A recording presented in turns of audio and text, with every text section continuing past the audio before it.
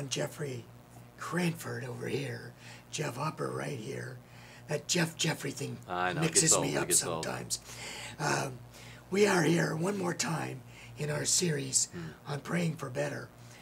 Paul was praying for the betterment of the believers in Colossae.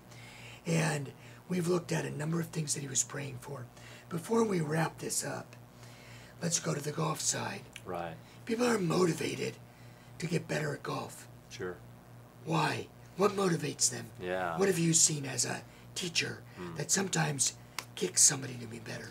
Well, the worst thing that you can be motivated by is the fear of embarrassment. I mean, that's not a great motivator, but as a teacher, you see a lot of people, especially early on, and I want to play. Maybe it's a business opportunity for me. Maybe it's a gal that, hey, I want to play with my girlfriends, and they're just obsessed with this game, but I don't want to embarrass myself. Those are not great motivations. Their motivations are not great. I think most people start the game because of passion for the game. You know, they hit that one pure shot off the middle of the club face, and they think they can repeat it, and they come back and they wanna get that hit of dopamine again, of seeing that ball fly where they're actually aimed and compressed. Can I wait just a minute here? Sure. Speak the truth in love. You're not going to hit it pure every time. No, but it's the pursuit. It's the pursuit. And then obviously when you get to someone making a career out of it, they're motivated to get better because they need to put food on the table. So there's a lot of different motivations for getting better. Most of them is just the joy of the game. I think that we would agree that when we look at our spiritual life and we want to get better, that it's going to happen when we're rightly motivated. Right, right. And that right motivation comes from outside of us. It comes from what we've been given by God, correct? Very much so. And if you look at the Apostle Paul, I think of 2 Corinthians chapter 5, for instance, he says, we make it our ambition to be pleasing to God. I mean, this is what I'm driven by. This is what motivates me. This is what I want to get better because I want to glorify Him.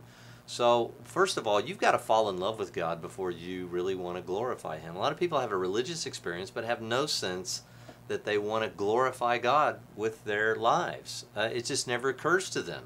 They'd like to be saved. They'd like to have God in the sky to answer a prayer every once in a while when they throw one up.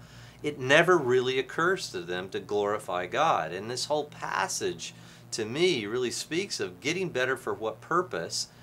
To glorify God with your life, to steward your life in such a way that God says, that's my son, that's my daughter, and I'm so pleased with them. Paul had to walk into that. That didn't happen overnight with Paul.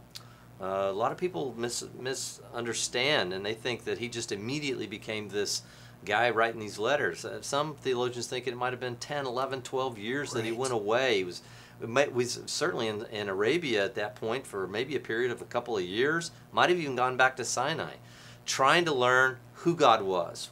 And he became motivated out of understanding who God was and how much he loved him. I want to spend my life to please the Creator of the universe. I want to spend my life to please the one who gave his life for me to satisfy something, the justice quotient that I could never satisfy on my own. And when that becomes your motivation, let me tell you something, you want to get up every day and get better, our whole series. The way that Paul wrapped this up, he described what the Father has done for us. He said, the Father who qualified us to share in the inheritance of the saints. I think, wow, if I've been given the inheritance of the saints, what better motivation could there be for getting better? And never underestimate what it took to qualify us. It was the death of his own son. Right. You know, I mean, so we can't, this was not a small price. This was the greatest price ever paid to qualify us. And I think and it continues to seep into my soul year after year after year. I used to not care, Easter, Passover, however you want to look at it, would come around. You kind of think, another holiday, another religious holiday. When's Easter? You make plans. The longer I go, the more I'm smitten during that time of year when I, again, recognize what it took to qualify us. Yeah. Well, it's a wonderful thing to be grateful for because it's completely outside of us. We could not have done it.